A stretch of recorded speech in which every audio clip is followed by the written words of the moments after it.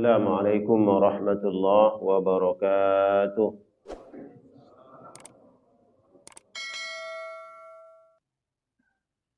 Innal hamdalillah nahmaduhu wa nasta'inuhu wa nastahdihi wa natubu ilaih wa na'udzu billahi min shururi anfusina wa min sayyiati a'malina.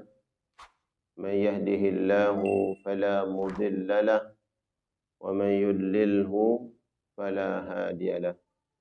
Asyhadu an la ilaha illallah wahdahu la syarika lah wa asyhadu anna Muhammadan abduhu wa rasuluh. Allahumma salli wa sallim wa barik wa karrim wa an'im ala nabiyyina wa rasulina wa imamina wa qudwatina sayyidina maulana Muhammad wa ala alihi wa ashabihi wa man sara ala nahjihi wastanna bi sunnatihi ila yaumiddin, amma ba'du. Qala Allah Ta'ala fi muhkami tanzilih, a'udzu billahi minasy syaithanir rajim. Qalu subhanaka la ilma lana illa ma 'allamtana innaka antal alimul hakim. Allahumma 'allimna ma yanfa'una wanfa'na bima 'allamtana wa zidna ilma wa aslih lana sya'nana kullahu wa la takilna ila anfusina tarfata 'ain. Para jamaah sekalian yang dimuliakan oleh Allah Subhanahu wa taala, as-shaimun was-shaimat rahimani wa rahimakumullah jami'an. Kita bersyukur kepada Allah atas nikmat hidayah, taufik, inayah dari Allah Subhanahu wa taala. Alhamdulillah, ini hari keberapa saum kita? 11. Benar. Ada yang 12. Mau 11, 12 sama-sama puasa ya. Kita bersyukur kepada Allah Subhanahu wa taala masih diberikan nikmat sehat wal afiat. Semoga sekecil apapun amal ibadah yang kita lakukan di bulan yang Allah muliakan ini, insyaallah dicatat oleh Allah pada lembaran-lembaran amal saleh kita. Salawat dan salam tak lupa kita sampaikan kepada qudwah hasanah kita Nabi Muhammad sallallahu alaihi wasallam, kepada keluarga dan seluruh sahabat-sahabat beliau tanpa terkecuali minal muhajirin wal ansar. Mudah-mudahan kita semua di akhirat nanti dikumpulkan oleh Allah bersama orang-orang mulia, dicatat oleh Allah sebagai pewaris surga Ar-Rayyan, surga Firdaus insyaallah taala. Baik, insyaallah jamaah sekalian, kita akan mentadabburi ayat Al-Qur'anul Karim surat Al-Baqarah ayat 142. Ini kalau memungkinkan yang bawa HP boleh googling. Kemudian mungkin di atas ada mushaf tuh. Mana? Tolong dibagikan. Ya, sambil lihat mushafnya, ya, kita akan tadabburi ayat 142. Di atas ada mushaf. Ya. Yang udah hafal enggak apa-apa, enggak bukan? Insyaallah. Ya.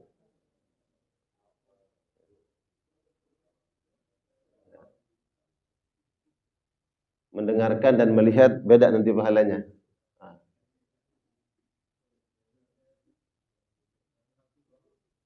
142 surat Al-Baqarah. Surat Al-Baqarah 142. Baik jamaah sekalian, kita akan mentadabburi ayat terkait tentang tahwilul kiblah, perpindahan kiblat. Ini ayat bagaimana kemudian Allah Subhanahu wa taala mengijabah permohonan doa Nabi Muhammad sallallahu alaihi wasallam terkait beliau berharap dan berkeinginan agar kiblat kaum muslimin adalah pusatnya di mana? Di Ka'bah. Karena ketika Nabi sallallahu alaihi wasallam berdakwah di Mekah, kemudian turun perintah untuk hijrah ke Madinah, kiblat kaum muslimin menghadap ke Baitul Maqdis. Nah, disinilah kemudian Allah Subhanahu wa taala memperlihatkan mukjizat Al-Qur'an. Allah taala, sayaqulus sufaha'u minan nas ma wallahum an qiblatihim allati kanu 'alaiha. Qul lillahil masyriq wal maghrib yahdi man yasha'u ila siratim mustaqim. Sayaqulu, sebentar lagi kamu akan mendengar, kata Allah. Akan berkatalah, akan berkomentarlah, akan menghujatlah. Siapa? As-sufaha, orang-orang yang sufaha itu kata jamak dari safi. Dalam kitab-kitab fikih dijelaskan tentang safi. Siapa itu safi? Safi adalah orang yang kurang akalnya. Ya. Itu safi. Tapi apakah mereka ini orang-orang yang kurang akal, orang yang bodoh? Bukan. Kamu akan mendengar bagaimana celotehan orang-orang yang bodoh, kata Allah. Minan nas, dari sebagian manusia. Baik orang Makkah, orang Madinah, di situ ada orang munafiknya, ada orang Yahudinya, ada orang Nasraninya. Ma wallahum an qiblatihim allati kanu 'alaiha. Apa penyebabnya? Gerangan ada apa dengan ajaran Muhammad ini yang menyebabkan mereka berpaling dari kiblat mereka? Allati kanu 'alaiha, yang mereka menghadapnya, yaitu menghadap Baitul Maqdis. Qul lillahil masyriq wal maghrib. Katakan kepada mereka, kepunyaan Allah, milik Allah lah al-masyriq wal maghrib. Ya. Masyriq dan maghrib. Yahdi man yasha. Allah menghendaki memberikan petunjuk siapa yang Allah inginkan menuju jalan yang lurus. Ini jamaah sekalian Allah muliakan, mukjizat Al-Quran. Bahwa ternyata terbukti setelah turun perintah Allah Subhanahu wa taala, tahwilul kiblah, berpindahnya kiblat dari Baitul Maqdis ke Ka'bah, maka benar apa yang dikatakan oleh Allah, mulailah kemudian orang-orang ini berkomentar. Orang-orang Yahudi di Madinah, orang-orang munafik, dan orang-orang musyrikin Makkah. Yang disebut dengan minan nas, ya. Minan nas ini adalah tadi golongan yang disebutkan oleh Imam Al-Qurtubi dan Imam As-Sa'di dalam tafsir ini, Taysirul Karim Rahman. Ya, bahwa mereka adalah orang-orang, terutama orang-orang Yahudi di Madinah. Apa yang menyebabkan mereka berpaling dari tadinya menghadap Baitul Maqdis menuju ke Ka'bah? Dan ada beberapa alasan yang dijelaskan oleh para ulama kenapa kemudian Allah Subhanahu wa taala menjawab permohonan Nabi sallallahu alaihi wasallam ini pada ayat yang berikutnya, ayat 144. Kenapa kemudian tahwilul kiblah, dipindah kiblat itu ke Ka'bah? Di antara beberapa alasannya adalah, pertama,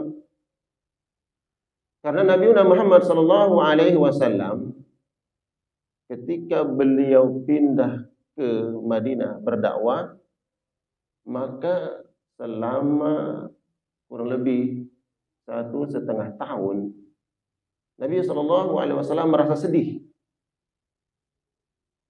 karena beliau ketika salat menghadap Baitul Maqdis, maka secara otomatis beliau membelakangi Ka'bah, Baitullah yang dibangun oleh nenek moyang beliau. Siapa? Nabi Ibrahim dan Nabi Ismail. Kemudian Ka'bah berada di tempat yang sangat mulia, tempat kelahiran Nabi Muhammad sallallahu alaihi wasallam. Kemudian ini menunjukkan bahwa umat Islam itu punya identitas. Tidak membeu. Ya. Tidak mengikuti agama-agama terdahulu. Tapi dia sebagai agama penyempurna dan punya identitas tersendiri. Dan orang-orang Yahudi sebelumnya mengatakan, lihat tuh agama yang dibawa oleh Muhammad. Ternyata kiblatnya sama dengan kiblat kita. Karena orang-orang Yahudi menjadikan Baitul Maqdis tempat yang mereka sucikan, mereka beribadah di situ kiblatnya. Maka datang Nabi Muhammad membawa ajaran baru, dianggap bahwa mereka tuh nggak punya identitas. Yang ngikutin kita. Terlotehlah orang-orang terutama Yahudi di Madinah. Nah, salah satu yang membuat Nabi kemudian ya beliau sedih, ya. Maka beliau banyak berdoa minta kepada Allah Subhanahu wa taala agar dipindah kiblat itu ke Ka'bah. Dengan tentu berbagai macam hikmah, terutama nanti terkait dengan perintah ibadah haji. Jadi inilah salah satu yang disebutkan oleh beberapa ulama terkait dengan kenapa kemudian tahwilul kiblah. Dan diantaranya sebagai ujian bagi orang-orang yang beriman. Ini ujian keimanan.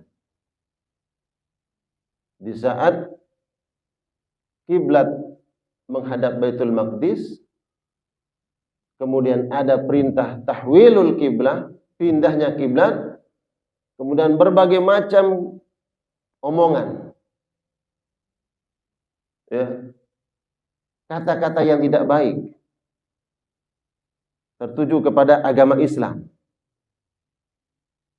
Bahkan ada ungkapan yang diungkapkan oleh orang-orang Yahudi itu sangat logis sekali. Menguji keimanan orang-orang beriman saat itu. Coba lihat agamanya Muhammad. Kok nggak konsisten? Yang tadinya menghadap Baitul Maqdis, kemudian pindah ke Ka'bah, ke Mekah. Lalu mana yang benar? Lalu mana yang benar? Kalau memang adalah yang benar Ka'bah, berarti selama ini kalian beribadah menghadap Baitul Maqdis tidak benar. Kalau yang Baitul Maqdis itu benar, berarti sekarang kalian ini beribadah menghadap kiblat yang tidak benar. Jadi ini ungkapan orang-orang Yahudi kemudian, iya ya. Terus yang benar yang mana nih? Makanya kemudian nanti Allah Subhanahu wa taala jawab bahwa Allah tidak menyia-nyiakan amal ibadah yang sudah dilakukan menghadap Baitul Maqdis dan amal ibadah yang akan dilakukan menghadap Ka'bah. Beberapa celotehan, ya, omongan orang-orang yang ada di Madinah, terutama Yahudi, kemudian orang-orang al-munafiqin. Qul lillahil masyriq wal maghrib. Ini jawaban singkat. Katakan milik Allah lah al-masyriq wal maghrib. Ujung timur dan ujung barat. Milik Allah. Ini jawaban singkat dari Allah untuk Rasulullah sallallahu alaihi wasallam, untuk para sahabat menjawab semua apa yang mereka ungkapkan tadi.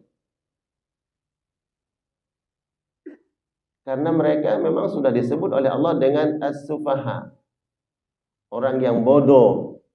Tapi bukan bodoh karena kekurangan ilmu, kekurangan intelektual, bukan kekurangan pengetahuan, bukan.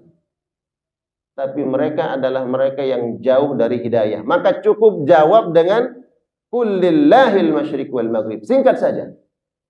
Karena toh juga kita sampaikan dalilnya ini, dalilnya itu, ini hujahnya, mereka tidak akan pernah menerima. Dan ini ajaran kaidah buat kita. Tidak semua pertanyaan, ya, kemudian ungkapan yang sampai ke kita harus dijawab dengan dalil, dengan hujah. Kalaulah mereka mengharapkan dalil dan hujah, mereka akan mendapat petunjuk. Tapi bukan itu yang mereka harapkan. Cukup jawab dengan ini adalah perintah Allah, sudah selesai. Ini kehendak Allah, sudah selesai.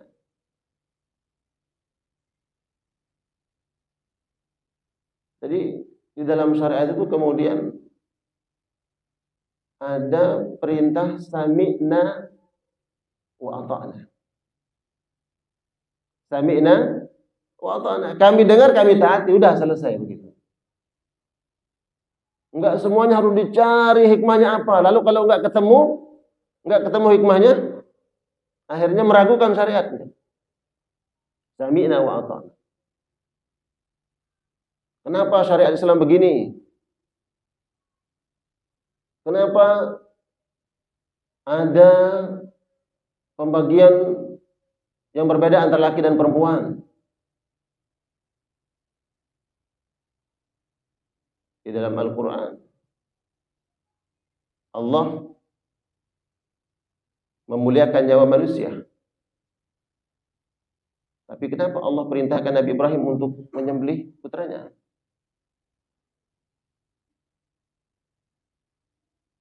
Kemudian di dalam syariat ada perintah untuk bersuci. Bersuci, kalau seseorang pakai khuf, sepatu, maka yang dicuci itu bagian atasnya, bukan bagian bawahnya. Padahal yang kotor itu bagian bawah. Maaf kalau kita buang angin, batal nggak wudunya? Kenapa harus wudu? Kan cuma buang angin ini, apa tuh umpamanya?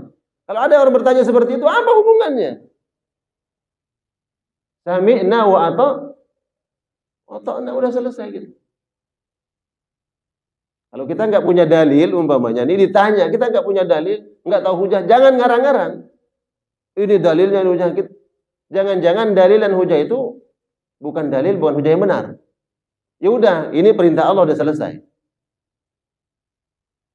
Makanya kemudian Allah ajarkan jawaban yang singkat saja. Qul lillahil masyriq wal maghrib. Katakan kepada orang-orang yang berkata itu, Yahudi, kemudian orang-orang munafikin, dan orang-orang musyrikin Mekah, milik Allah lah semua arah itu.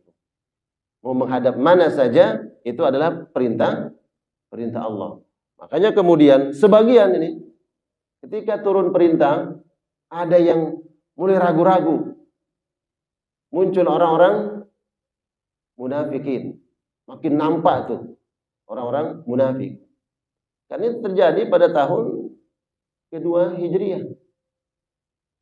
1,5 tahun Nabi di Madinah. Baru kemudian pindah kita. Makin nampak tuh orang-orang munafik. Orang-orang yang teguh imannya, sami'na wa ata'na.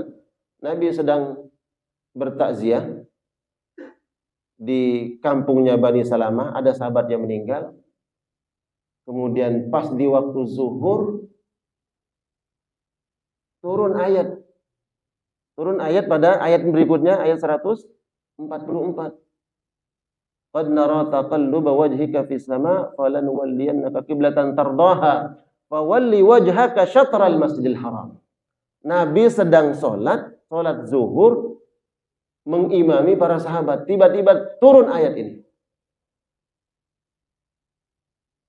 Maka 180 derajat Nabi pindah. Bayangkan.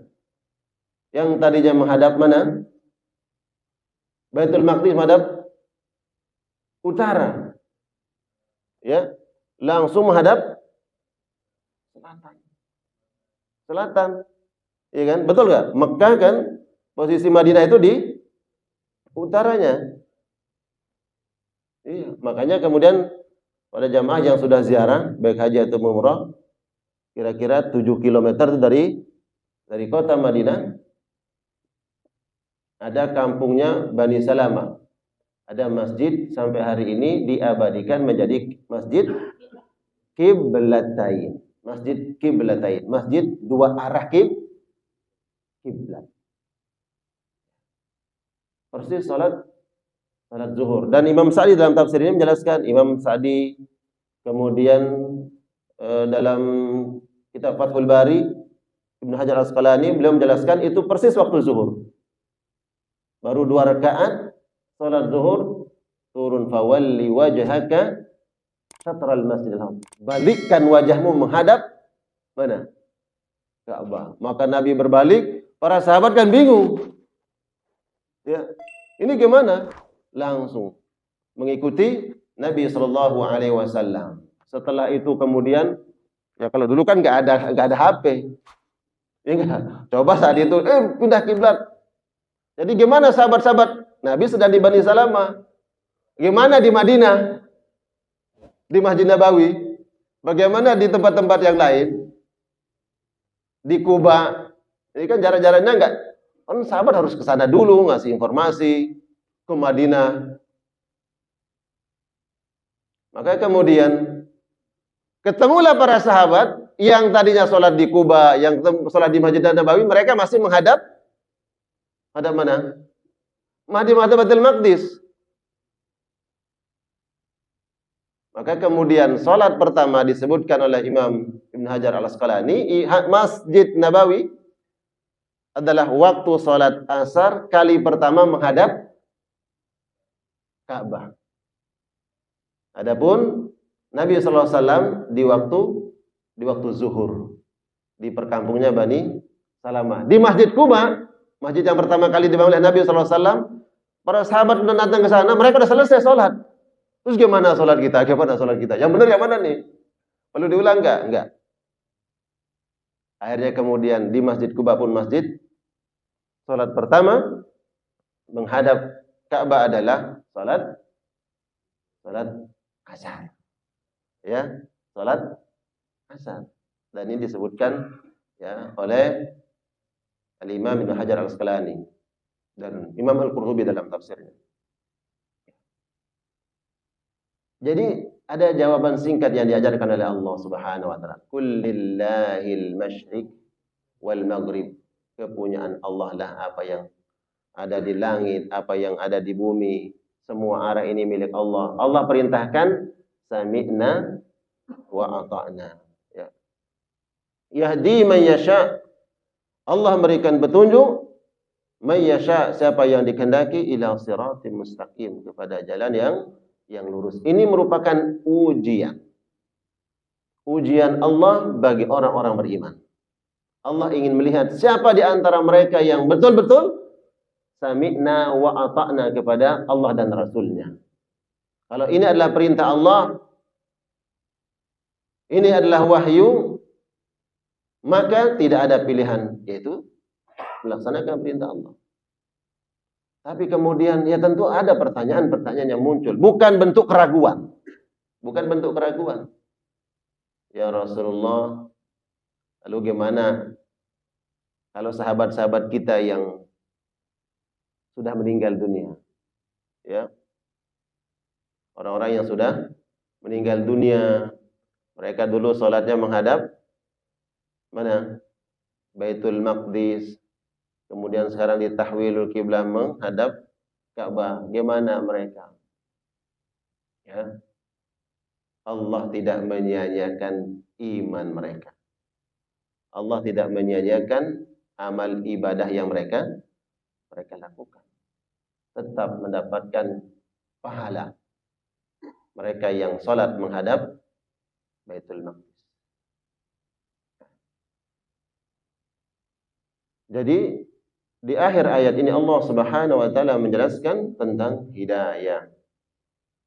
Maka siapa yang sami'na wa ata'na kepada Nabi Muhammad sallallahu alaihi wasallam, mereka inilah orang-orang yang berada di atas hidayah Allah Subhanahu wa taala.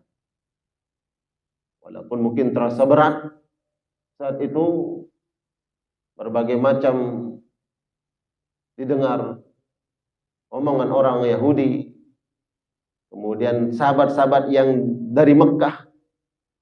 Kalau orang-orang Madinah, sahabat-sahabat Ansar, mereka dicela oleh orang-orang Madinah.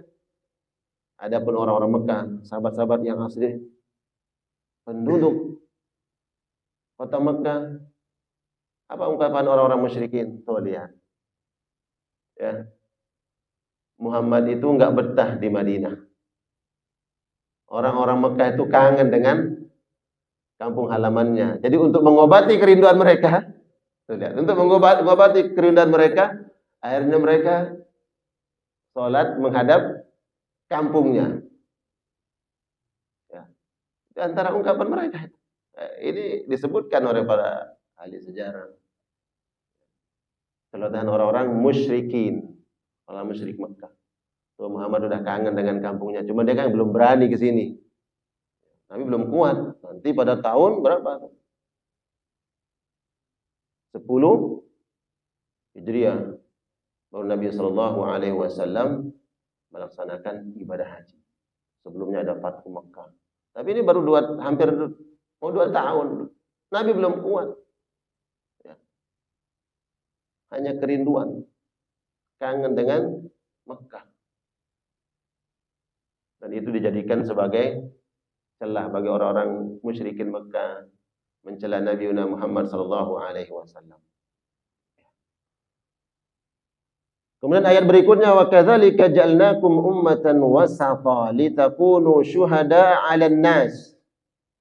Begitulah kami jadikan engkau, wahai Muhammad, dan umatmu ummatan wasata, umat yang wasata, umat yang wasat, umat yang pertengahan.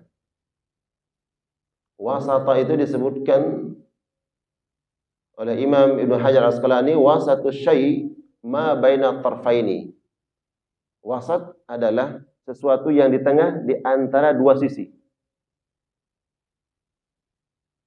Agama yang dibawa oleh Nabi Muhammad, agama Islam ini, setelah agama Yahudi dan Nasrani. Ini dua agama besar yang bersumber dari satu nenek moyang. Siapa? Ibrahim alaihissalam. Tapi kemudian dua agama ini diselewengkan. Ada yang sangat ifrat dan ada yang tafrid. Ifrat terlalu menyepelekan. Kemudian yang tafrid terlalu berlebihan. Ada yang terlalu menggampangkan, ada yang terlalu ekstrim. Kemudian datanglah agama Islam, agama yang wasata, agama yang moderat, pertengahan. Kalau orang-orang Yahudi dalam taharah, orang-orang Yahudi dalam taharah itu sangat ekstrim. Berbeda dengan orang Nasrani. Coba lihat. Dalam bersuci. Orang-orang Yahudi itu ya, disebutkan oleh para ahli sejarah bahwa dalam taharah bersuci, kalau mereka mendapatkan sesuatu dari yang bukan keyakinan, sama keyakinannya, nah, untuk mensucikannya itu sangat berlebihan. Apalagi dapat sesuatu dari orang Islam. Dan itu ajaran orang Yahudi dari dulu.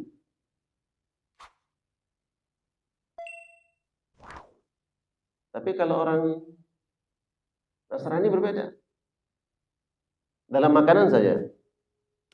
Dalam makanan lebih menggampangkan. Kalau orang Yahudi dengan perempuan haid, oh mereka mengisolasi diri. Ya. Mereka nggak mau bergabung. Ini kalau perempuan-perempuannya lagi haid, di antara ajarannya itu. Ya, kalau lagi haid mereka nggak mau. Udah. Ya, mereka berpisah dengan istri-istri mereka ketika istri-istri mereka haid. Maka datanglah agama Islam, agama yang tawasud. Ya, agama pertengahan. Mohon maaf, tidak boleh berhubungan, tapi silakan kalau tidur bersama. Bahkan, mohon maaf, yang penting tidak menggaulinya. Beda dengan agama yang lain. Saya sebutkan tadi. Mohon maaf, mau datang bulan enggak sama. Nah, makanya kemudian Islam datang menjadi agama yang wasatah. Agama yang pertengahan, yang moderat. At-tawazun. Agama yang menyeimbangkan. Tidak terlalu berlebihan dan tidak terlalu menggampangkan sesuatu. Dalam akidah, orang-orang Yahudi, dalam akidah, orang-orang Yahudi menggampangkan. Tapi kalau orang Nasrani, gulu, berlebihan. Makanya di dalam surah Al-Fatihah disebutkan ghairil maghdubi alaihim waladdallin, itu kan? Kita adalah umat yang diberikan contoh teladan, orang-orang yang diberi nikmat, itu para nabi, siddiqin, wasyuhada, wassalihin. Jangan menjadi orang-orang yang maghdub, yang dimurkai, menggampangkan dalam akidah. Tidak pula dhalin, sesat, terlalu berlebihan, gulu. Orang Nasrani menganggap dan mengangkat Nabi Isa alaihissalam sebagai Tuhan, dan berlebihan dalam akidah. Kita umat Islam yang wasata, pertengahan.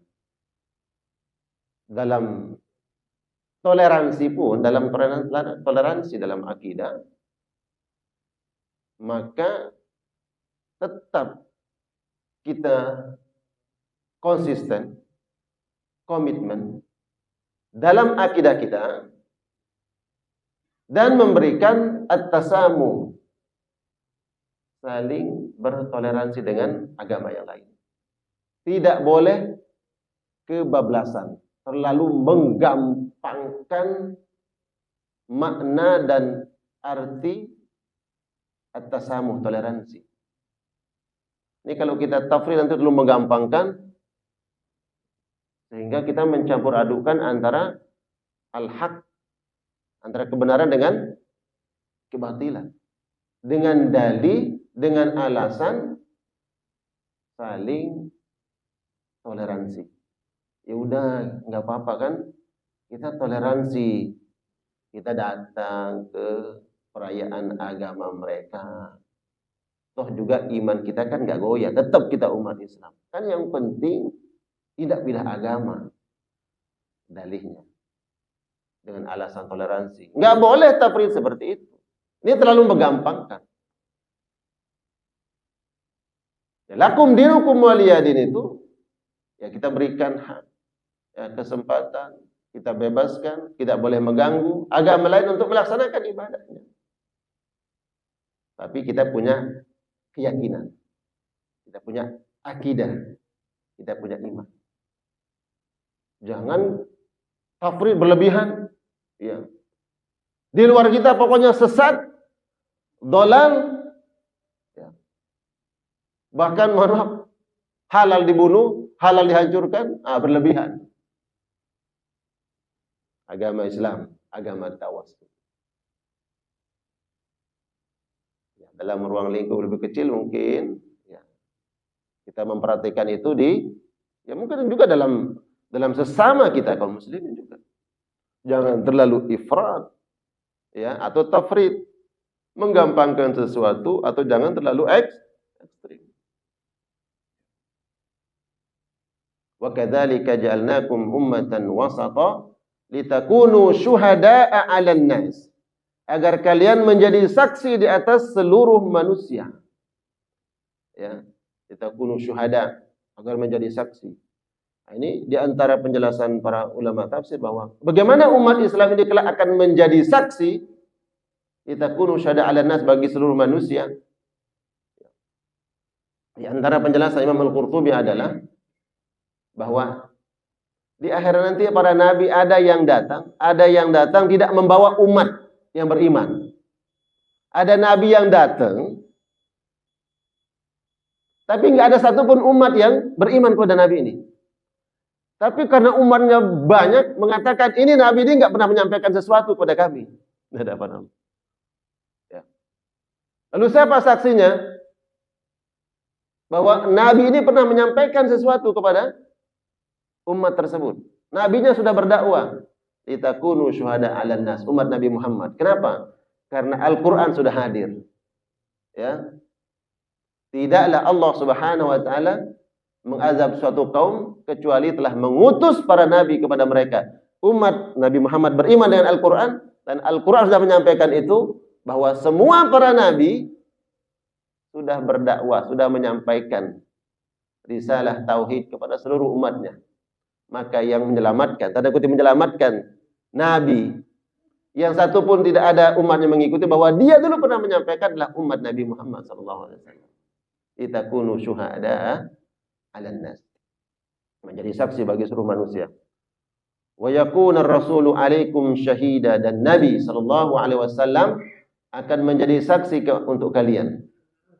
Nabi kita Nabi Muhammad sallallahu alaihi wasallam kelak akan memanggil umatnya, akan menyeru umatnya untuk bergabung bersama Nabi sallallahu alaihi wasallam.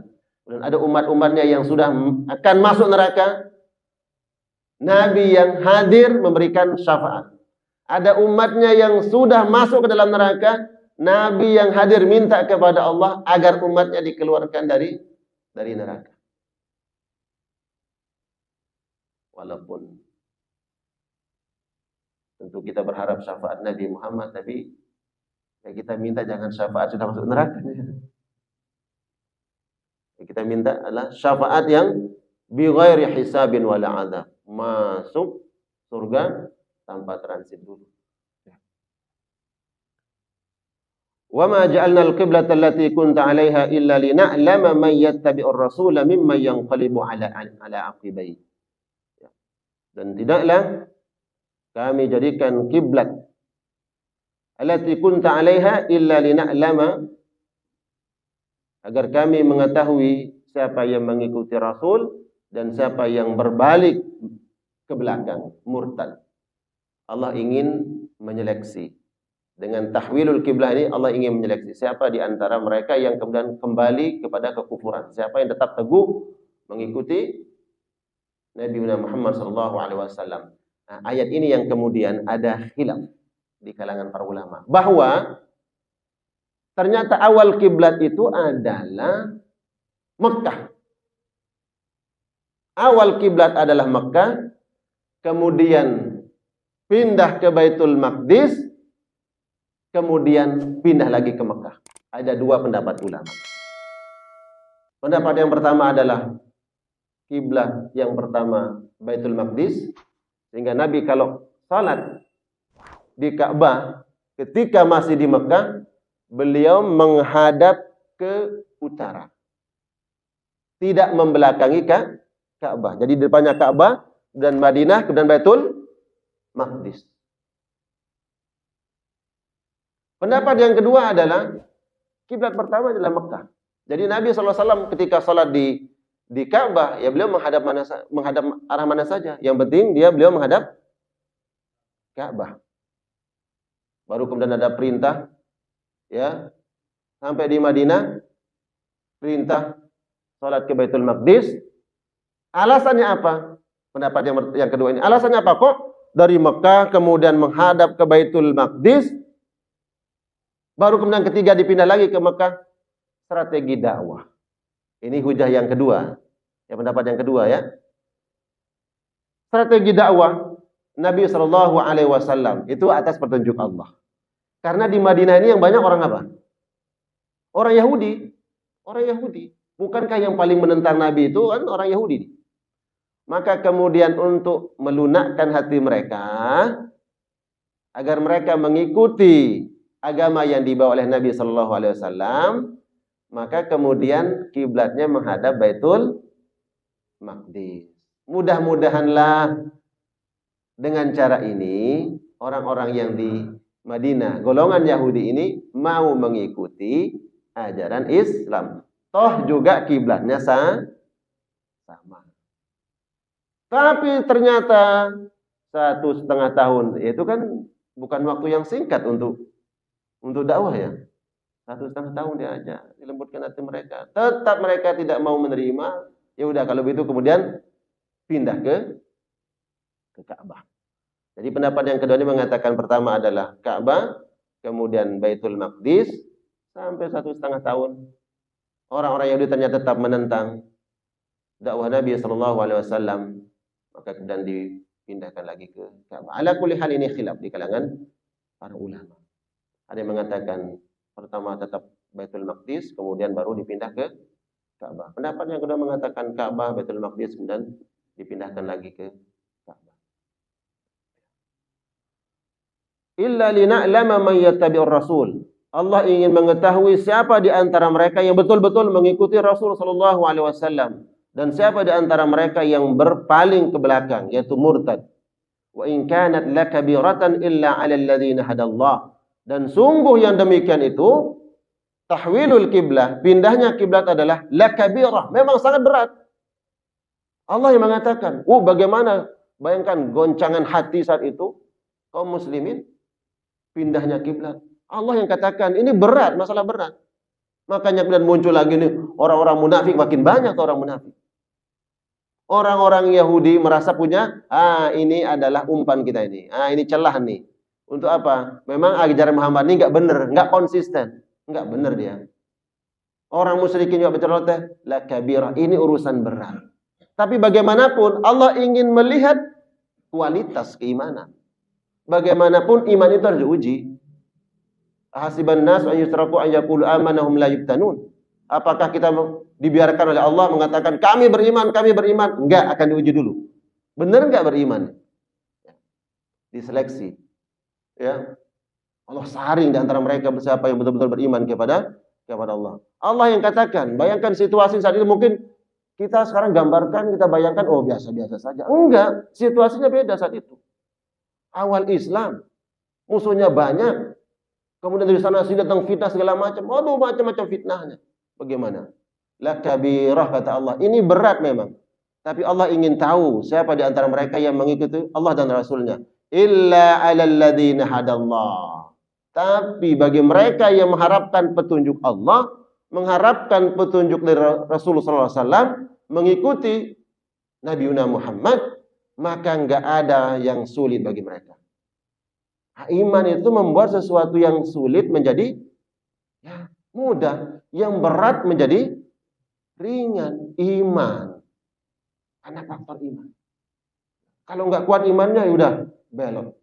Ya, kembali kepada agama yang sebelumnya mereka ada Yahudi kah, ya, atau orang-orang musyrikin Mekah. Wa ma kana Allahu liyudhi'a imanakum. Sesungguhnya Allah tidak menyia-nyiakan iman mereka. Nah, ini jemaah. Allah tidak menyia-nyiakan iman, disebut iman. Inilah jawaban Allah terhadap para sahabat yang, ya Rasulullah gimana? Kalau sahabat-sahabat yang meninggal sebelum tahwil kiblah ini, sebelum tahwil pindahnya kiblat itu salat mereka gimana? Innallaha la yudhi'u imanakum. Allah tidak menyia-nyiakan iman. Kata iman ini maknanya apa? Bukan iman di kalbu. Allah tidak menyia-nyiakan amal ibadah. Amal ibadah yang mereka sudah lakukan, salat menghadap Baitul Maqdis, Allah tidak sia-siakan itu. Dan ini menjadi akidah Ahlussunnah wal Jamaah. Akidah Ahlussunnah wal Jamaah itu iman tidak cukup dengan ikrar. Kalau ada orang mengatakan kami beriman wajibnya salat, tapi kenapa kamu enggak salat? Sudah salat kok. Itu agama apa? Ya, akidah apa? Kepercayaan apa? Iman itu, ingat, iman itu adalah apa? Kita harus yakin dalam hati, kemudian ucapkan dengan lisan, kemudian buktikan dengan amal soleh. Jadi iman itu ada 3, ya, pembuktiannya. Pertama, dalam hati harus yakin. Kedua, ucapkan. Yang ketiga, amalkan. Jadi kalau ada orang mengaku beriman tapi antara apa dalam hatinya dengan ucapannya beda, berarti belum sempurna. Orang munafik nih. Dia mengatakan beriman, dia ucapkan dia beriman, tapi amalnya enggak terbukti dari amal soleh, berarti bukan iman yang sempurna. Makanya Allah menyebut kata iman, wa ma kana Allahu liyudhi'a imanakum. Allah tidak menyia-nyiakan iman kalian. Iman ini yang dimaksud apa? Salat. Salatnya para sahabat sebelum tahwilul kiblah, mereka meninggal. Sahabat yang meninggal dunia di Madinah, sahabat yang meninggal dunia di Mekah, sebelum pindahnya ke, ya terus yang gimana ya Rasulullah salat mereka? Allah tidak menyia-nyiakan iman mereka, amal ibadah. Terutama yang disebutlah amal ibadah salat. Innallaha bin nasi la raufur rahim. Sesungguhnya Allah kepada manusia la raufur rahim, sangat berlemah lembut. Saya jemaah sekalian Allah muliakan, ini ada dua ayat di dalam surat Al-Baqarah ayat 142, 143 yang kita tadaburi terkait dengan tahwilul kiblah, pemindahan kiblat. Tapi karena waktunya sudah isra. Jam berapa? Dulu.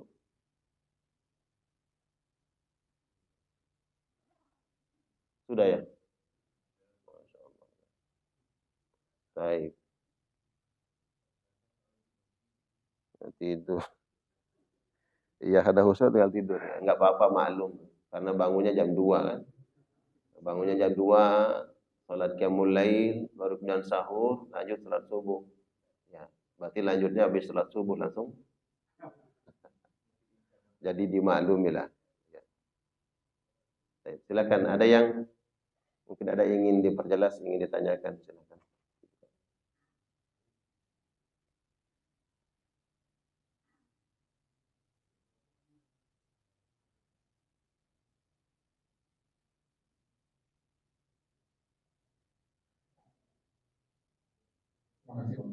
Ya.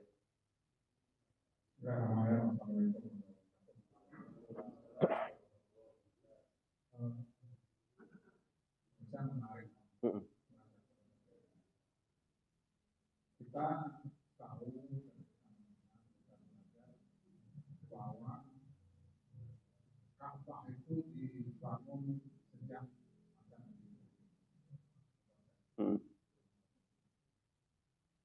dari tadabbur ayat Al-Quran bahwa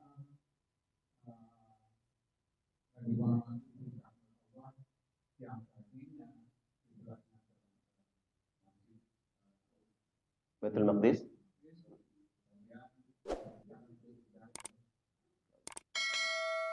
Pertanyaan pertama Ustaz, sebelum Nabi Muhammad melahirkan jarak berapa dari mulai Nabi Ya.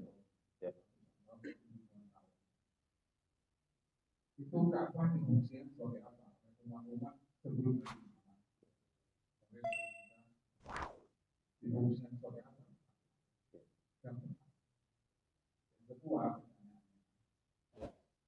umat Nabi Muhammad itu kan baru mendapatkan perintah Taurat itu kan setelah Nabi Muhammad Isra.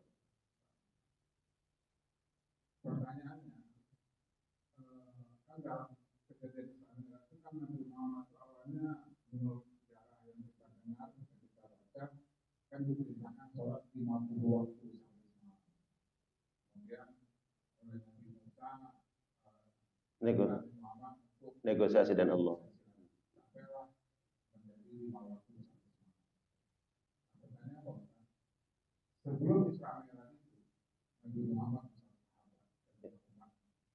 itu tata sholatnya bagaimana? Tata sholatnya Nabi Muhammad dan umatnya pada masa itu seperti apa? Dan apakah masa itu kiblatnya itu ke Baitul Maqdis atau sudah di Mekah? Tadi kan Ya. ada dua perbedaan.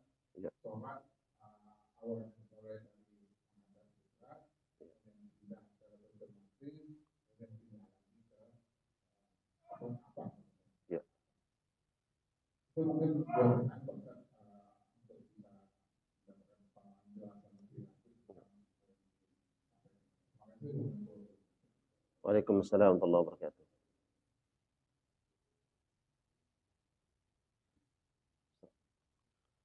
Baik, jamaah sekalian Allah muliakan.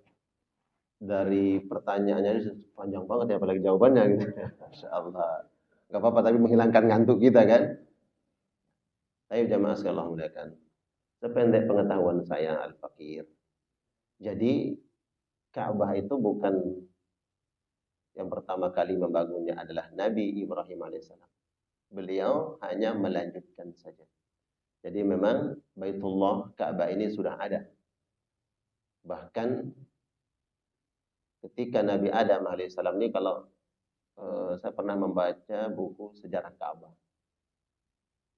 Itu bahkan ketika Nabi Adam alaihissalam turun di Mekah, dipertemukan oleh Allah dengan Siti Hawa, maka mereka kemudian berdua ini tawaf di Ka'bah. Dan tidaklah para nabi dan para rasul semuanya melainkan sudah datang ke Baitullah. Dari Nabi Adam sampai Nabi Muhammad SAW. Jadi sebenarnya Baitullah itu sudah ada sebelum Nabi Ibrahim alaihissalam. Bahkan disebutkan sejarahnya adalah malaikat yang turun ke bumi dan meletakkan batu di situ yang nanti kemudian ini jadi asal muasalnya, nanti kemudian dibangun terus sampai dilanjutkan kembali oleh Nabi Ibrahim alaihissalam. Allah sebutkan di dalam Al-Qur'anul Karim surah Al-Baqarah, wa idz yarfa'u Ibrahimul qawa'ida minal bait wa Ismail. Dan ingatlah ketika Ibrahim dan putranya Ismail yarfa al-qawa'ida. Yarfa itu menaikkan, meninggikan batu-batu yang sudah ada pondasinya. Jadi memang sudah ada. Jadi kemudian Nabi Ibrahim, Nabi Ismail yang membangun dan melanjutkan pembangunan Ka'bah ini menjadi Baitullah. Nah, lalu Nabi gimana sholatnya? Sebelum perintah Isra dan Mi'raj, Nabi bagaimana sholatnya? Nabi sudah sholat. Nabi sudah sholat di Mekah sebelum perintah Isra dan Mi'raj.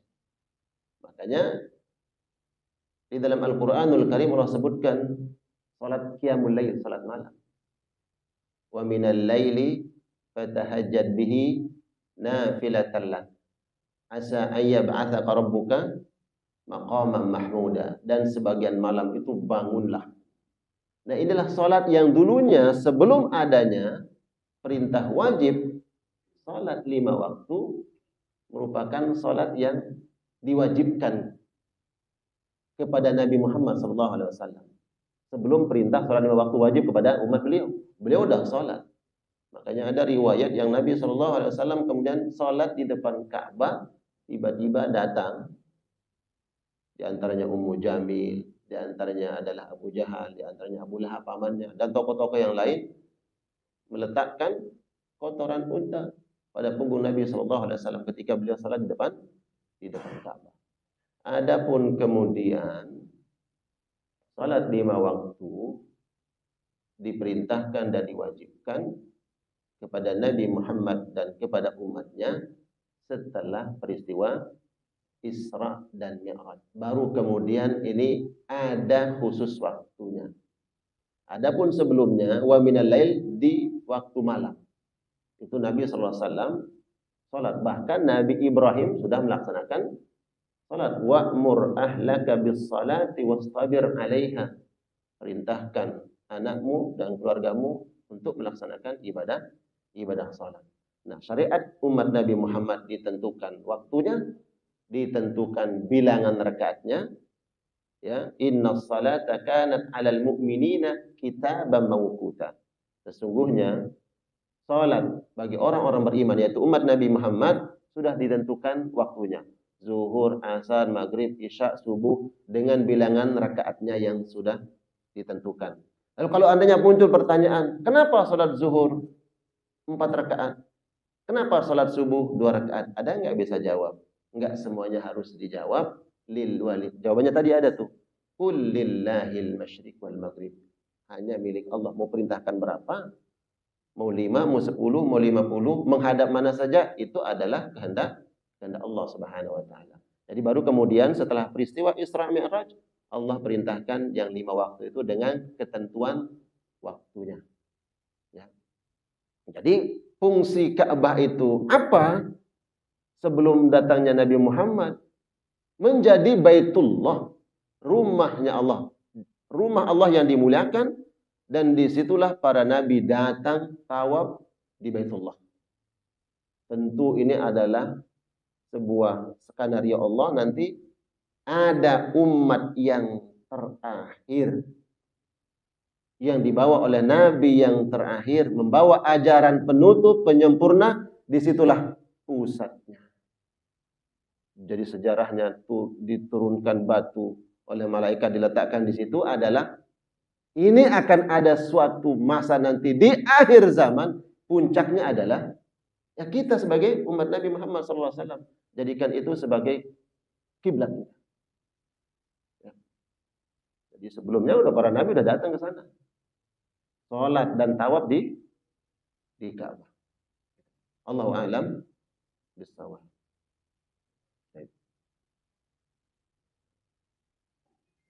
Ya, di pojok. Silakan kau.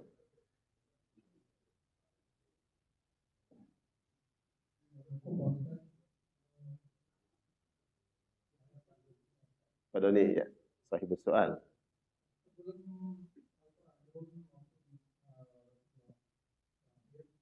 Ya.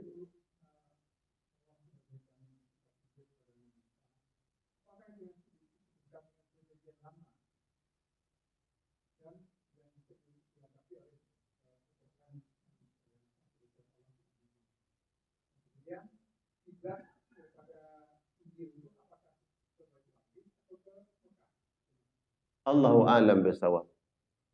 Saya nggak bisa jawab itu, Pak. Ya. Kullillahil masyriq wal maghrib. Ya.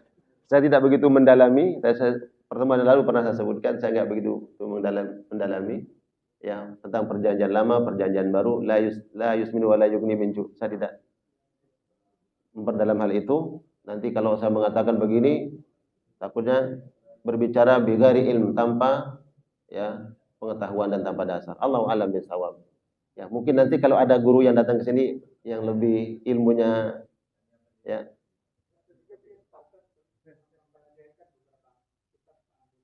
Allah alam, saya enggak, Allah alam bishawab. Saya Saya tawakuf, saya nggak bisa jawab.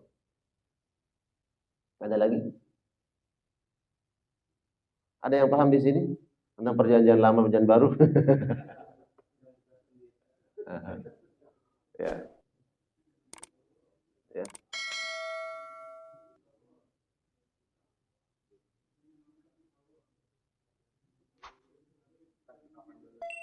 Baik, Allah alam ya. Ada lagi atau kita cukupkan?